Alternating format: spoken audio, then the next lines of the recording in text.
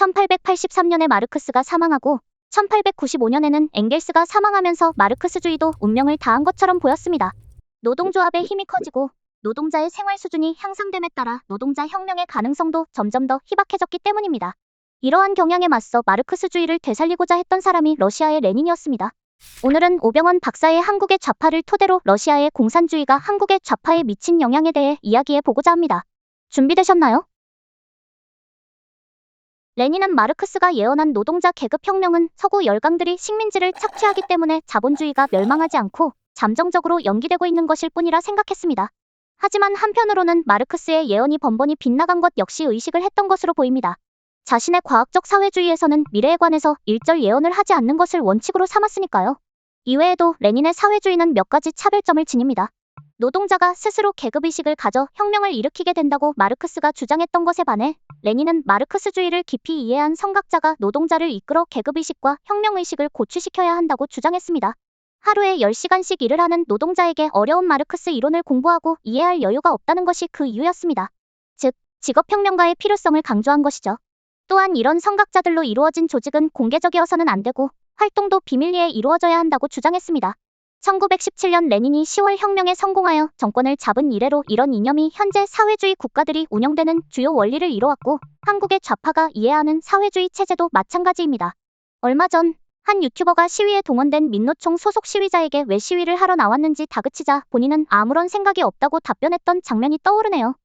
러시아 10월 혁명이 마르크스가 애타게 기다리던 프롤레타리아 혁명이었는가 하면 그렇지도 않았습니다. 당시 러시아는 경제적으로는 봉건적인 농업사회였고 10월 혁명은 부르주아 혁명의 성격을 띠고 있었다고 오병헌 박사는 기술하고 있습니다. 혁명의 주체도 노동자들보다는 마르크스가 신경을 거의 쓰지 않았던 농민들이었습니다. 하지만 정권을 잡은 레닌이 마르크스주의자였기 때문에 파리 코민처럼 일당 독재 체제 사회주의 국가를 수립했고 10월 혁명은 많은 사람들에게 마르크스의 이론이 실현된 첫 사례로 받아들여지게 되었습니다.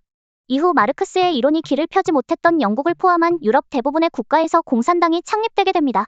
여담이지만 영화 설국열차, 닥터 스트레인지 등에 출연했던 영국의 유명 배우 틸다 스윈튼이 영국 공산당원으로 활동했었다는 사실이 잘 알려져 있죠. 한편 독재 정권을 세운 레닌은 시베리아의 한인사회를 공산주의의 한국 침투를 위한 경로로 삼았습니다. 당시 시베리아에 거주하고 있던 이동희가 레닌의 도움을 받으며 한인사회당을 조직해서 한국 공산주의의 역사가 시작됩니다. 이후 3.1운동을 계기로 좌파와 우파가 함께 독립운동을 하게 되죠. 1919년 상해로 옮겨가서 임시정부의 국무총리가 된 이동희가 대통령 이승만과 대립하여 자주 논쟁을 벌였다는 이야기가 전해집니다. 그리고 1945년 일본이 원자폭탄을 맞고 상호 불가침 조약을 맺었던 러시아에게 항복 의사를 미국에 전달해 줄 것을 부탁했지만 소련은 바로 만주와 북한을 공격하겠다는 의사를 전달합니다. 소련군이 빠른 속도로 진격해올 것을 염려한 미국이 북위 38도선을 경계선으로 제안하고 소련이 동의함으로써 남북 분단의 역사가 시작됩니다. 당시 소련의 총리였던 스탈린의 속내는 북조선을 소련의 위성국가로 만드는 것이었습니다. 소련의 마르크스주의 학교 단기 훈련 과정에서 공부를 하고 1925년 조선공산당 설립에도 참여했던 박헌영이 아닌 변방의 김일성을 북한 수장으로 지명한 이유입니다. 소련과 스탈린의 꼭두각시 노릇을 하기에 훨씬 적합한 인물이었던 것이죠. 김일성의 본명은 김성주로 만주에서 소규모 게릴라 활동을 하다가 일본군에 쫓겨 시베리아로 도피해 소련 극동군의 정찰대 대위로 근무하고 있었습니다. 항일투쟁의 전설적인 영웅으로 널리 알려졌던 김일성의 후광을 얻을 수 있겠다는 소련 측의 판단으로 이름도 김일성으로 바꾸고 북한을 통치하게 됩니다. 김일성은 거짓말에 능했고 스탈린의 비위도 잘 맞췄습니다. 그야말로 스탈린의 훌륭한 신복이었다고 할 수 있겠죠. 하지만 스탈린에게 2번을 애원해서 일으킨 6.25 전쟁이 끝나갈 무렵 스탈린이 사망하자 김일성은 레닌과 스탈린이 이끈 소련의 사회주의에서 벗어나 북한만의 자체 이념을 가질 필요성을 느끼게 됩니다. 스탈린 사후 공산당 총비서가 된 흐루쇼프가 스탈린 개인 숭배 풍조를 비판했고 소련 내에서 이러한 분위기가 점차 확산되었기 때문입니다. 김일성은 정권 유지를 위해서 북한에서도 이런 운동이 퍼지지 않도록 막을 방법을 찾아야만 했습니다. 따라서 황장엽으로 하여금 소련과는 차별성을 지닌 북한만의 체제를 만들도록 지시를 했고 그 결과 주체사상이 탄생하게 됩니다. 주체사상이라고 하면 민족의 자주성과 독립성을 추구하는 이념처럼 들리지만 실상은 지도자의 권위와 중요성을 강조하기 위해 태어난 통치 도구였을 뿐입니다. 급하게 만들어지다 보니 논리성이 결여되고 체계성도 떨어지며 딱히 어떤 원리를 담고 있지도 않습니다. 하지만 표면적으로는 사람 중심의 새로운 철학 사상임을 내세우며 마르크스의 유물론으로부터의 차별성을 주장하고 있고 자주성과 창조성, 의식성 등을 강조하고 있습니다. 통치 계급에도 김일성은 새로운 용어를 사용하여 차별성을 두기 시작했습니다.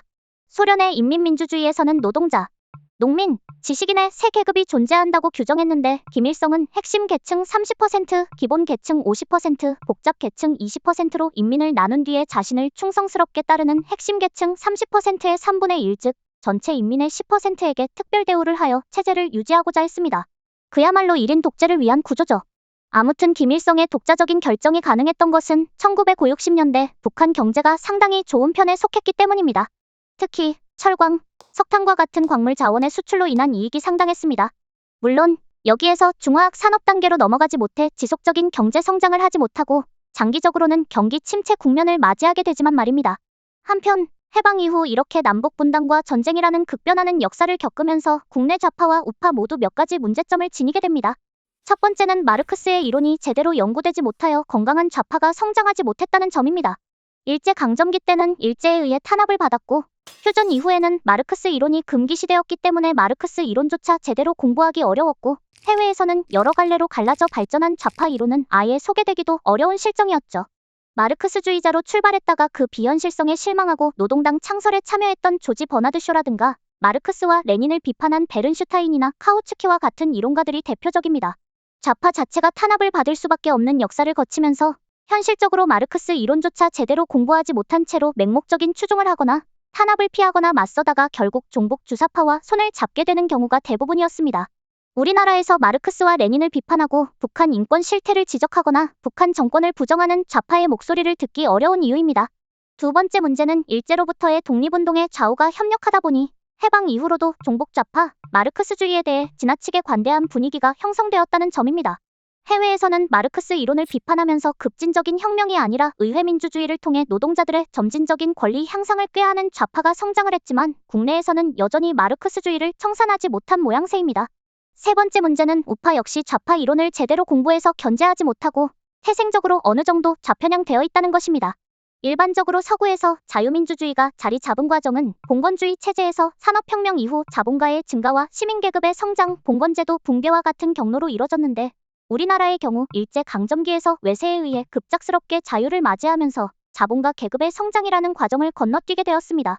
이후 유신체제 하에서 정부 주도하에 급격한 성장을 이룩하다 보니 정부의 지원 없이 부의 축적을 위해 회사를 성장시킨다는 개념 자체가 일반적이지 않았습니다. 그렇다 보니 오로지 개인의 부를 위한 경영이라는 것이 죄악시되는 경향이 있고 좌파의 공격에도 취약해지는 모습을 보입니다. 물론 여기에는 개인적으로 장단점이 있을 수 있다고 봅니다. 책에서는 여러 가지 문제 제기가 있었던 것 같지만 이 정도로 간단히 정리하겠습니다. 더 좋은 콘텐츠를 위한 구독과 좋아요 감사드립니다. 저는 섬책방지기 서윤이었습니다.